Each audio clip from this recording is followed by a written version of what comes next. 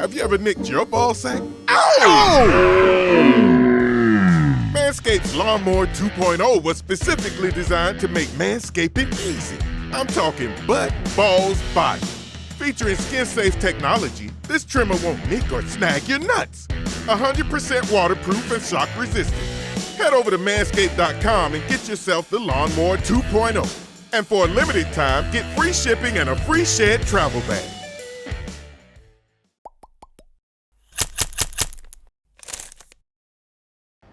There's been a lot of positive talk about the draft class and the rookies on the New England Patriots, and we're going to feed into it a little bit more. I'm Sierra Goodwill here with Evan Lazar. Through 2 preseason games, we've seen the rookies, and I'm going to add Isaiah Wynn in there as a glorified rookie. Add the second-year players in, too. Yeah, all the youth. There is a lot of young players making immediate impacts for this team. What does it mean for the Patriots to have so many young players kind of rising through the organization right now? Yeah, at one point, on one hand, I don't want to overreact to it because those are the guys that are playing right now. Julian Edelman, Devin McCourty, Stephon Gilmore, Brady, obviously. Those guys are not getting snaps right now. So the only guys that we have to talk about are the ones that are actually out there, and that's the young players. But I think the good news is that all these young players are really contributing at a pretty good level here in the preseason. They have about 20 guys, really, between the undrafted rookies this year like Jacoby Myers, the draft class, and then last year's draft class. They have a lot of guys that are kind of in the first or second year of their NFL careers. And it's not just players that, are just young. Right? Like, these are players that are playing well. You have Sony Michel and J.C. Jackson coming back. You have Isaiah Wynn now back in the mix. And obviously you have this entire rookie class in the mix also. So these are not just guys that are young just for the sake of being young. These are some players that are really going to make big impacts. Between, N'Keal Harry, Chase Winovich, Jacoby Myers, obviously throw him in there, Damian Harris, which so far has stood out to you the most? Who can be the most impactful come the regular season? Yeah, I think we know about Myers. I think that Myers at this point is going to be a player that's going to be in the mix for a top 3 receiver spot. I was also optimistic about Damian Harris. He's got a little bit more wiggle than Sony Michel does. I don't think he's quite Dion Lewis-like, but he's more Dion Lewis than he is Sony Michel. So that's good news, I think, too, for the Patriots to have kind of one of those guys. But Chase Winovich is the guy that just every practice, every game, it's not just the motor, it's the intelligence, it's the way his athleticism, I think, is super underrated.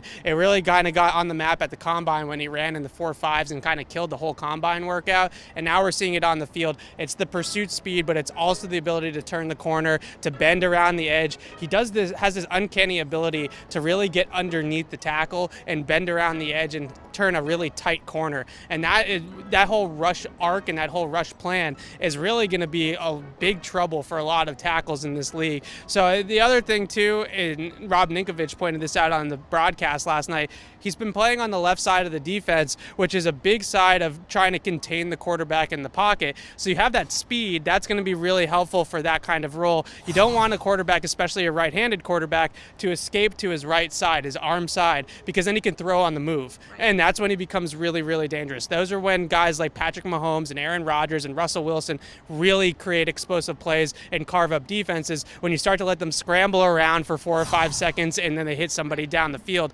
Winovich is going to be able to chase those guys down. So I think that Chase is going to get into a position here where he is going to be at least a sub-rusher on 3rd down and 2nd and long and those types of situations early on, and obviously play on special teams. But I don't know if he's going to be a 1st and 2nd down player just yet, but I think he's going to be a 2 or 3 down player here soon. And obviously we're not talking about N'Keal Harry because we haven't seen him play since the first quarter of that preseason opener when he got injured.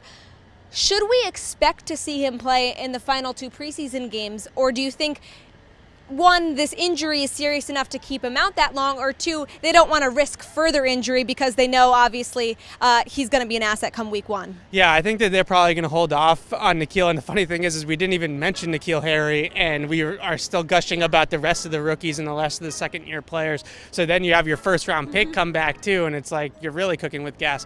I think that he's going to probably sit out the 3rd preseason game. You might be able to see him a little bit in the 4th preseason game. With Josh Gordon coming back, it does kind of give them a little bit of big-bodied receiver insurance there. So maybe N'Keal isn't quite as important to this year's team as he would have been without Josh Gordon in the mix, but I still think that he's a vital player, obviously. So I would take it easy with him. I was surprised to see him out there against Detroit. I thought that was a little bit risky after he pulled up in practice. So I think that they're probably going to keep him out. And this Patriots Report is brought to you by betonline.ag. Head to their website, enter promo code CLNS50 to receive your bonus for all of our Patriots content. Head to our website at clnsmedia.com and subscribe to our YouTube channel at CLNS Media.